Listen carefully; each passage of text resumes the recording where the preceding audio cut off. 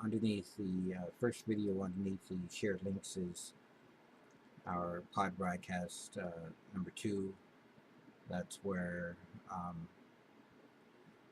talk about a lot of things which we end up giving you, underlining the problems. We have something to say about uh, the let's see, problems, reactions, and solutions. So we give a summary of the 3, and each episode we give a summary of all 3. So this is our pod broadcast here. We do give the sources to each of these videos, such as this first one here. The second one, first one is My Black Year, Maggie Anderson. Second one is Black Panther's White Lies. I actually learned a lot from this video. I did not realize some of the details that the Black Panthers did, and when you watch it, you'll discover, as I did, that why it's entitled White Lies. It's amazing on what went on then, and the reverse psychology that was used afterward. This third one is Slave Catchers, Slave Resistors. This is the original video. It's pointing to the source here as well that I originated with. I wanted to start from slavery first, or their history's account of slavery. Moving on to the fourth video is Martin Luther King Jr.'s Nobel Peace Prize lecture from Oslo.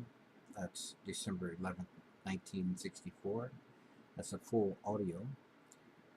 And yes, I've listened to all of what I'm showing you, all of these videos, watched and or either listened. The fifth is Martin Luther King, Where Do We Go From Here? This is very powerful videos, which I point to the source, so it's not that we did it here, but it was powerful enough so that we, to the point where it would be useful. We at Right and Wrong Exposure assumed that it would be very useful for you to watch and to gather from there. So information and a bit of advertising here. So that is Right and Wrong Exposure in a nutshell. That's the shared links page, and this is our home page, whereas I am due to upload 2 additional videos, which they're not on this page, but on our summary page you can download going back here, you can download Podbean absolutely free for 30 days in order to see the rest of the episodes that will be added, and that's this one here is already there, so it's absolutely free. But here you can allow Podbean to host, you could be a comedian or whatever you want to do. You can have your own radio station, radio show, audio, video. Try it out for 30 days to see how you like it. And here, this one here is some advertising that you could do. You get $100 of free advertising. So okay, so before we actually go to a less than 2-minute video, or actually I'll show that video first, and then I don't know, what do I want to do here? All right, no, I don't. Actually, I do want to show. Uh, where are we? Yeah, that's going to take too long. So we'll just go to the uh, cuffed without cause video, YouTube video. The source will be added, and I will add this video as well. But it's driving while black, cuffed without a cause. We'll go ahead and hit the replay button. We'll finish up momentarily. It's 7 minutes and 51 seconds now. You're a councilman and a student here. I am, yes. Okay. I am slightly older than the average daytime student, 33. Says that Jason Castle is a former Marine and Apple computer executive who is now a councilman for Teaneck, New Jersey. He is one of the Seton Hall Law students conducting the study into racial profiling in Bloomfield, New Jersey.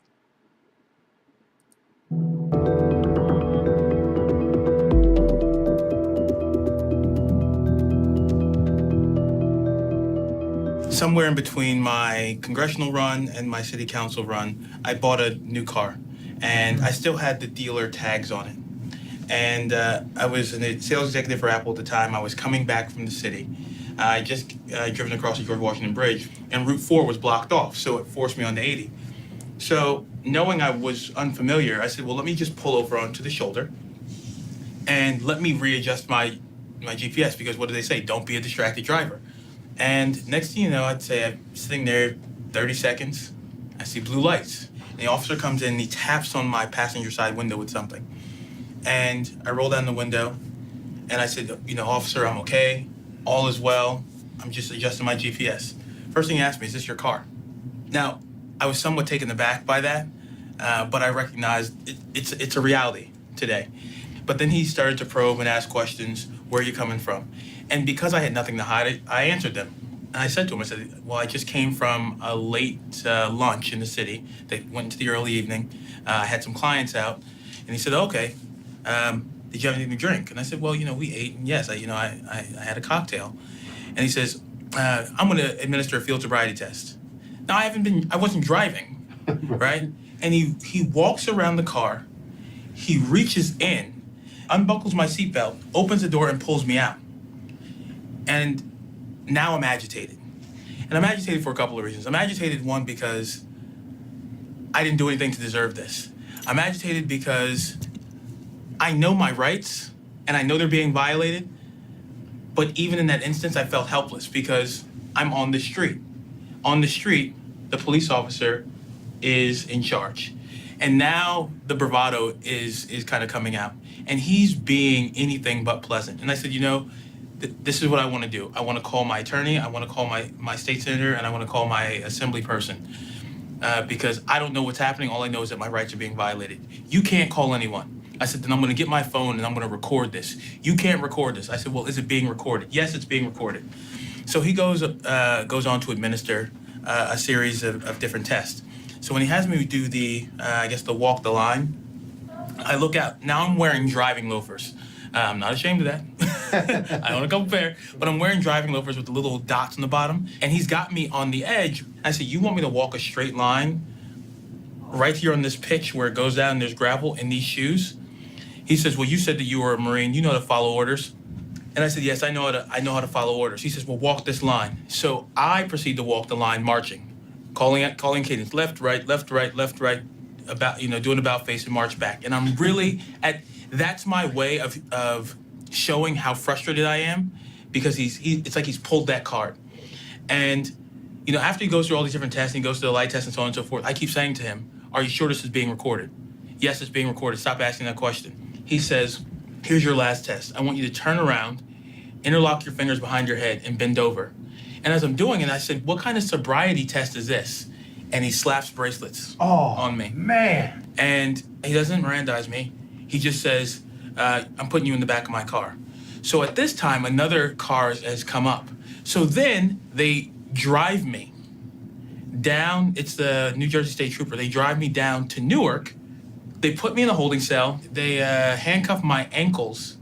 And I said, what have I done? I don't even know why I'm here. All I know is that you violated my rights. He closes the door. So ultimately, after about 20, 25 minutes, he comes in. And then he starts talking to me as if we're buddy-buddy. And he's like, well, look, you're making this really hard on yourself. You could have been much more agreeable back there. I said, what did I do? And he says, will you submit to a sobriety test? I said, what are my rights? And he says, if you don't answer yes or no to this, then you are refusing the sobriety test. So I said, listen, I was United States Marine. I served my country. You wear a uniform. Just for a second, let's just take a pause. Why don't you tell me what my rights are? Tell me why I'm here, and then we can, go about this. Well, you didn't say yes, so you have refused to take the sobriety test. Then he calls my wife. At this point in time, it's in the late evening, if not early morning, and he says, your husband has been arrested for a DUI. But here's the kicker. The kicker is I got all these things, and of course, I'm now going to go to court. I called my state assemblyman. He said, here's an attorney that I know. I go to this attorney who's a prominent attorney in Bergen County. He hears the story, and he says, okay, do you want to fight this? I said, I did nothing wrong. He looks at me, he says, you're black. You were driving, fancy car. All the evidence is stacked against you, and then they say that you refused a breathalyzer. I said, I didn't refuse anything. I just wanted to know what my rights were. We get to court. I think it's our third court appearance. We have requested all the evidence. We requested the videotape. Somehow there's no videotape. They can't find the audio. They can't find the video. We requested the footage from the holding cell. They can't find that. My attorney turns to me, he says, they're going to have to dismiss the case because they don't have one. The prosecutor looks at the judge and says, Judge, I think you're conflicted in this and that you need to transfer it to another municipality. The judge says, what are you talking about? He says, well, Mr. Castle ran for Congress in 2012, and you had said that you had seen him when he came to speak at your church. You didn't interact with him. You didn't give him any money, anything of that nature. But the mere fact that you are aware of who he is, you have a conflict of interest. And I don't know, maybe the judge just felt as if he wanted to be above reproach and he didn't want to fight this battle, so he sent it to another municipality. So now we're going on to another month, and it's we're in the winter, and then we get to the other municipality, and they still haven't presented anything. But now the judge knows the story of what happened, and I'm standing up there with my attorney, and the judge looks at me and he says, I humbly apologize on behalf of the state of New Jersey that we had to waste your time. You don't have a record. You've never done anything. You were driving your own vehicle. And for some reason, we as a state can't produce evidence that shows that you're guilty. He says, I wish you Godspeed. And if you ever need a witness as to how inappropriate this was, don't hesitate to reach out. And he dismissed everything. But at the end of it, all I kept thinking about was, if someone like myself who knows their rights and I can still be taken advantage of, any young man or woman can have the exact same thing done. And what I took away from that was, now when the police approach me, I don't want to be cooperative. I don't want to answer their questions. I don't want to be bothered. Because if I can be in a scenario where I did absolutely nothing wrong, where my actions are above reproach, and I can still be taken advantage of, it does not give me faith and confidence in law enforcement.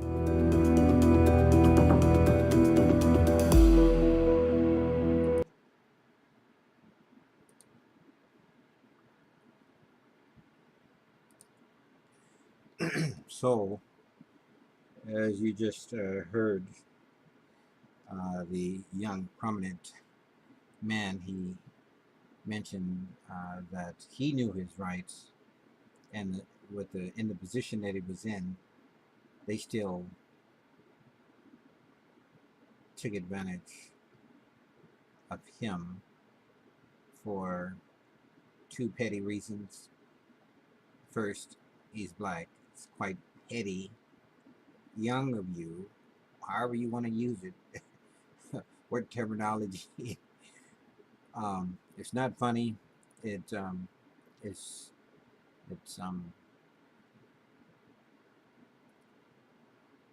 just so immature of the officer. to do so. He clearly had the normal approach, or not approach, but normal things that black men go through, and we are beyond tired of it. So,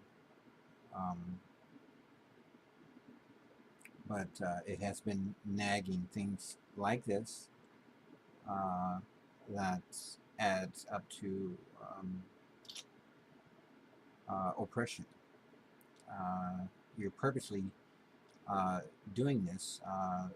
He could have lost his job. I don't know if he lost his job or not. I'm quite sure he didn't. But in a lot of cases that black men would, they took away about, sounds like 3 or 4 months away from him. You know, he still has to pay bills, and the audacity for the officer to reach out to his wife. I mean, come on, you're gonna make a courtesy call to the man's wife. I just call that low down. That's just low down. It is what it is. So let's take a less than 2-minute break and listen to this video. So where are we here?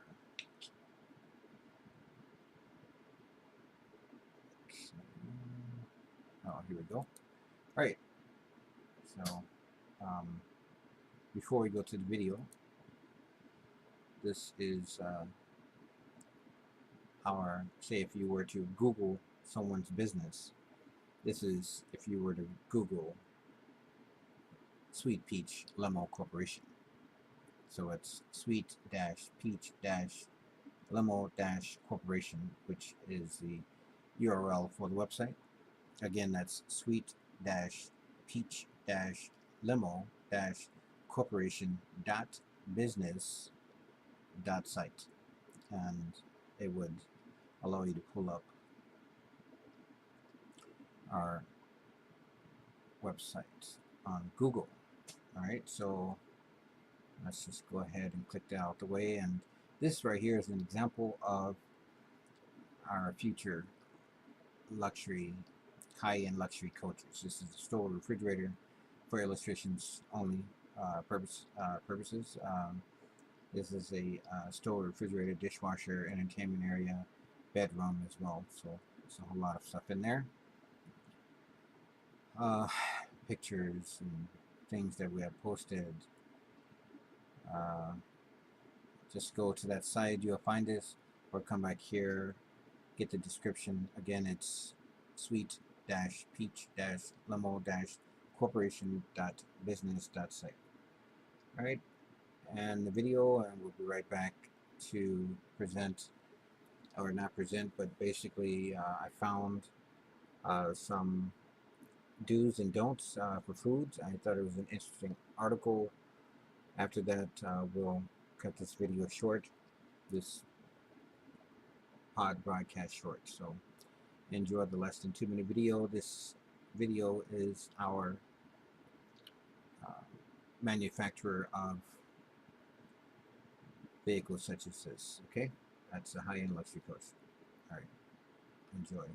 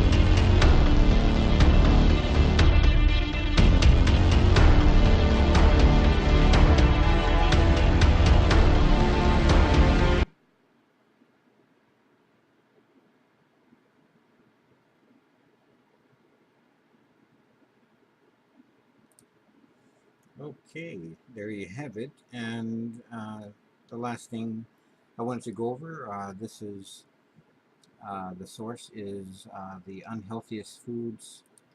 Actually, it's not the source, but the heading is on 100 unhealthiest foods of 2018.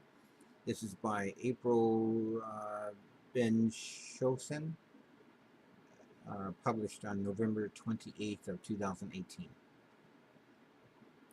Okay, so once my screen decides to, there we go. Okay, so the first one they chose is Hershey's Gold Bar.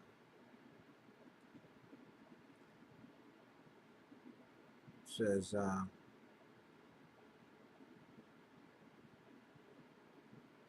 don't take home the gold. This chocolate bar is disqualified for blending fatty chocolate with salty pretzels, a saturated fat and sodium knockout. That's their choice for number one. Number two is Arby's Arbinator. I just wanted to mention that, again, the one who published this I mentioned. However, this is not our views and or opinions. I'm just going over their list of 100 unhealthiest foods. All right, so Arby's Arbinator says when your sandwich is a pun on a robot killing machine, maybe don't eat your sandwich. You can see it has 560 calories, 25 grams of fat, 7 grams of saturated fat, 1 gram of trans fat, 1,630 milligrams of sodium, and 58 grams of carbs, and 4 grams of fiber, 7 grams of sugar, 25 grams of protein. Number 3, Pepperidge Farmhouse Thin and Crispy Dark Chocolate Chip Cookies. This one is 140 calories, 60 grams of fat, 4 grams of saturated fat, and 0 grams of trans fat, 130 milligrams of sodium, 20 grams of carbs, and 1 gram of fiber, 9 grams of sugar, 1 gram protein. Number 4, Cracker Barrel Cheddar Havarti Macaroni and Cheese Dinner. This one has 310, that's per 3.5 ounce, 310 calories, 10 grams of fat, 5 grams of saturated fat, 0 grams of trans fat, 550 milligrams of sodium, 41 grams of carbs, 4 grams of fiber, 45 grams of sugar, 6 grams of protein. I noticed there was a couple of these choices made about Trader Joe's. I don't think that they were trying to single out Trader Joe's, which I love Trader Joe's. I'm learning some stuff as we speak. So, number 5 is Trader Joe's Chocolate Salted Caramel Mug Mix. Per 1 mix pack, plus 2 caramels, 350 calories, 7 grams of fat, 5 grams of saturated fat, 0 grams of trans fat, 210 milligrams of sodium, 20 grams of carbs, and Na for gram fiber and or not applicable, and 6 grams of sugar, 4 grams of protein.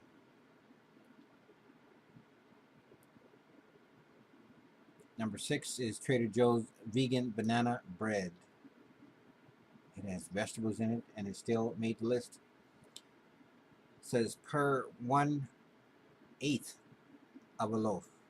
That's 20 ounces, or 2 ounces, 210 calories, 9 grams of fat, 0.5% grams 0.5 grams of saturated fat, 125 milligrams sodium, 30 grams of carbs, 1 gram of fiber, and 17 grams of sugar, and 2 grams of protein.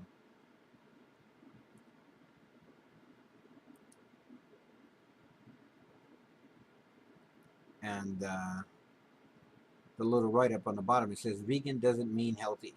You'd have to be bananas to eat a slice of bread with 17 grams of sugar. Number 7, Trader Joe's cinnamon streusel coffee cake. And for now, I'm just going to go through the list, the names, not reading all of the calories, etc. You can come back and read it yourself if you'd like, or simply go to their eatthis.com/unhealthiest foods 2018. All right.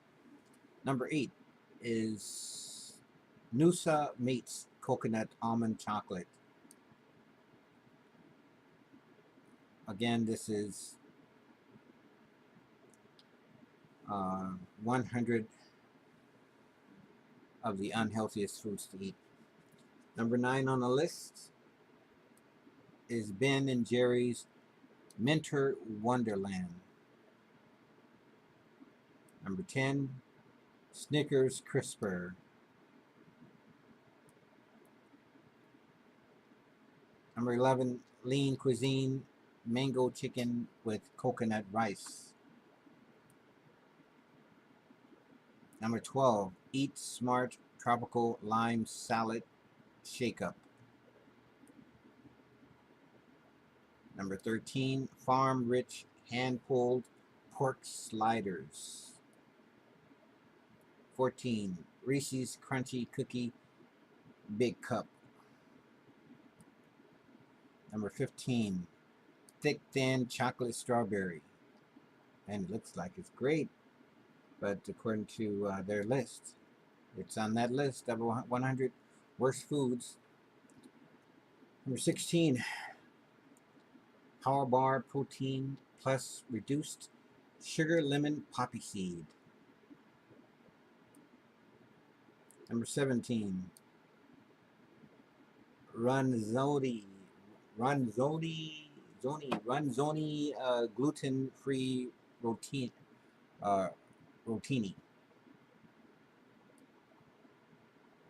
Number 18, Ben & Jerry's Pecan Resist. Number 19, Hebrew National Beef Franks in a Blanket. Number 20, Zone Perfect Nutrition Bar Dark Chocolate Almond. Number 21, Market Pantry Macaroni and Cheese Bites. Number 22, Olive Garden Meatball Pizza Bowls. 23, Chili's Ultimate Smokehouse Combo. 24, El Polo Loco Barbecue Bacon Avocado Chicken Tostada Salad. Number 25, Blue Bunny Loaded Sunday Bunny Tracks. Number 26 is Pepperidge Farmhouse Hardy White.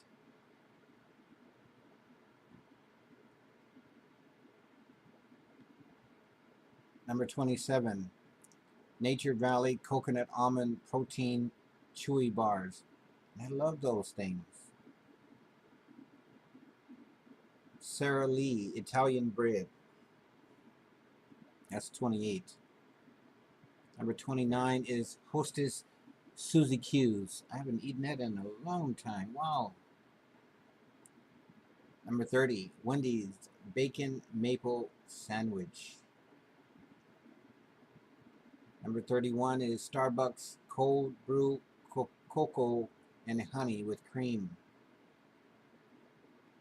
Number 32 is Bob Evans sausage, egg, and cheese burrito. Again, we're going over the 100 worst foods to eat according to the eatthis.com unhealthiest foods 2018. So 32 is Bob Evans sausage, egg, and cheese burrito. 33 is Post Malto Mill double chocolate brownie crunch. 34 is Pillsbury strawberry toaster strudel. 35 is Hungry Man selects classic fried chicken. 36 is Marie Collander's spaghetti with meat sauce. 37 is Red Baron classic crust 4 cheese. 38 is Hungry Man homestyle meatloaf. 39 is Stouffer's chicken fettuccine alfredo. Number 40 is Starbucks chicken sausage and bacon biscuit. 41 is Haagen-Dazs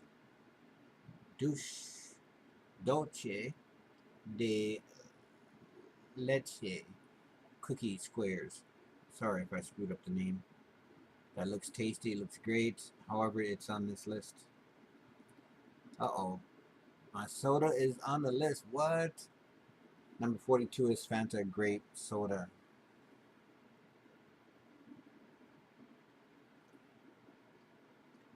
42. So 43 is Burger King spicy crispy chicken sandwich. Number 44 is Campbell's yes, sipping soup, roasted red pepper and tomato. What?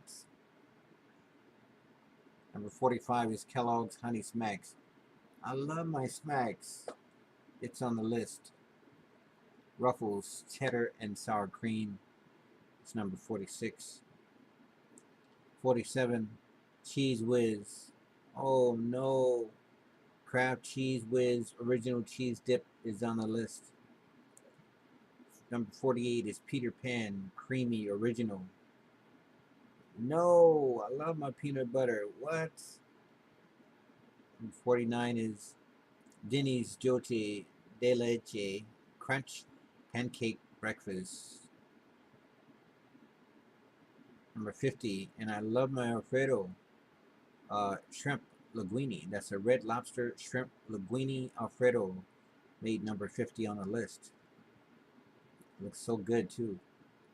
Number 51 is Burger King's pie made with Twix.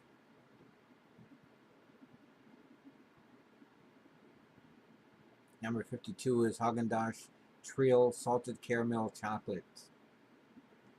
53 is Quaker Overnight Oats Orchard Peach Pecan Perfection. And I love peach. Pecan.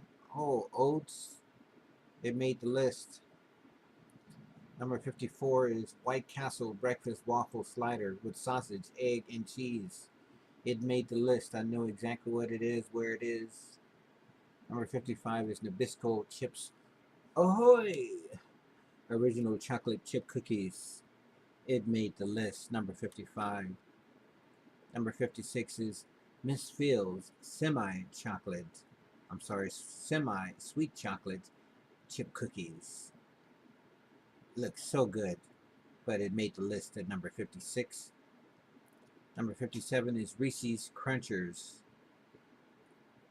Man, I was tearing those things up, but it made the list at 57. 58 is Cracker Barrel Macaroni and Cheese Dinner, Sharp White Cheddar. 59 is Talenti Peanut Butter Fudge Sorbetto. It made the list, number 59. Number 60 is Lipton Mango Iced Tea. I love my iced tea. Not quite instant, but it made the list, number 60. Number 61 is Post Cinnamon Pebbles cereal. Made the list at 61. Number 62 is Auburn Pain Strawberry Banana Yogurt Smoothie. Wow.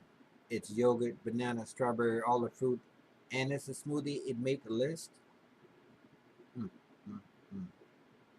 It made the list at 62. Number 63 is Sonic Handmade Onion Rings. Oh my. Maybe they should go back to automation or something. I don't know. I'm just kidding. All right. Wow. Handmade. It made the list. Number 64, Jamba Juice. I'm sorry. Jamba Juice Island Pitaya Bowl. It made the list at 64. Ben and Jerry's for the third time or so. Truffle Kerfuffle. Wow. It made the list at 65.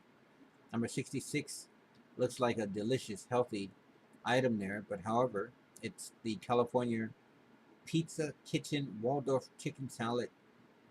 It made number 66. Hershey's chocolate or Hershey's Cookies and Cream Cruncher. It made the list at 67. Oh my goodness, this looks delicious. However, it made the list. That's at number 68. TGI Fridays Mac and Cheese Burger. Made the list at 68. Whoa, 1,390 calories, 87 grams of fat, 35 grams of saturated fat, 1.5 grams of trans fat, 3,770 milligrams of sodium, that's salt, and 110 grams of carbs, 3 grams of fiber, 76 grams of sugar, 46 grams of protein. That's number 68. Looks so delicious though, but it made the list. Number 69 is Olive Garden chicken and shrimp. That's carbonara. That made the list at number 69. Looks so delicious though. Number 70 is Heinz ketchup. What? What? My ketchup? Oh, it made the list at number 70. Number 71 is Hellman's grilled mayonnaise. Number 72 is Olive Garden loaded pasta chips. Boy, they got so many items on here. Number 73, Kraft Singles American Cheese. No, it makes the best ham and cheese. Cheese. What is it? You know what I'm talking about? The cheese in between the bread. Wow, that made the list of 73. Number 74 is Pillsbury Grand's Homestyle Buttermilk Biscuits. 75 is Olive Garden Tour of Italy. Wow. Number 75. Number 76 is Chocolate Peanut Butter Cheerios. Number 77 is Wonder Classic White Bread. Number 78 is Mug Cream Soda. I love my Mug Cream Soda. Well, actually, I don't have it that much. But anyhow, 79 is Blue Diamond Almond Milk Vanilla. Number 80 is Fritos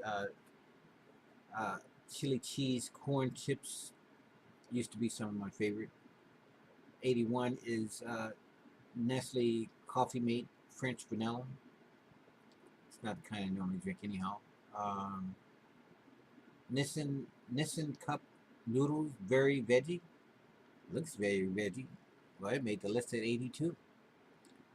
No, not my Sweet Baby Ray's. Sweet Baby Ray. Sweet Baby Ray's original barbecue sauce. It made the list at 83. Number 84 is Pepper Ridge Farm Brussels cookies. Those are delicious too, and they made the list at 84. Number 85 is Starbucks. That's Juniper Latte. Number 86 is Dark Chocolate Twix. Number 87 is Mod Pizza Cheesy Garlic Bread. What? It made the list. Red Lobster, lobster mac and cheese, number 88. Number 89 is Premier Protein Vanilla Shake. Number 90 is Tostito Salsa con Queso. What? I like that. It made the list at 90. And R.A.W Mango Protein Shake. What? 91 made the list. I didn't see the smoothie on there. Now I got R.A.W Chili's Beef Bacon Ranch Quesadillas. That's 92. Amazing. Another amazement, I'm sorry, not for the quesadilla, but number 93, Naked Proteins and Greens. That's nothing but fruits and vegetables, and it made the list. 94 is Applebee's Fish and Chips. 95 is Ruby Tuesday Crispy Chicken Mac and Cheese. 96 is Magnum Tub White Chocolate Vanilla.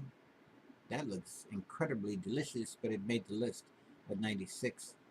Coca-Cola Classic, number 97. I have to read this. That's per 12 ounces is 140 calories, 39 grams of carbs, and 39 grams of sugar. It's the most famous, and they'll never change the recipe, even though you know high fructose corn syrup, caramel color, and natural flavors aren't classic. They're played out. I didn't write that. Anyhow, number 98, Oreo Mega Stuffed Cookie. Oh, oh, oh, oh, oh. It's the O in the Oreo. Well, anyhow, that's number 98. Made the list. Number 99 is Friendly Clam Strips Platter. Looks so tasty. It made the list at number 99. And guess what is at 100? Skippy Natural Peanut Butter Creamy. Made the list. And that's all we have, folks. Thanks again for watching Right and Wrong Exposures pod broadcast. We'll end it with be sure to share. Be sure you don't have to like it all. I just want you to share it. Also want you to get around to participating, networking, reaching out, and sharing some of those links that's on underneath the heading shared links with someone who could really use it. Otherwise, it is currently 8:02. We're out by 8:03 after the video plays. Thank you for listening. Have a great day.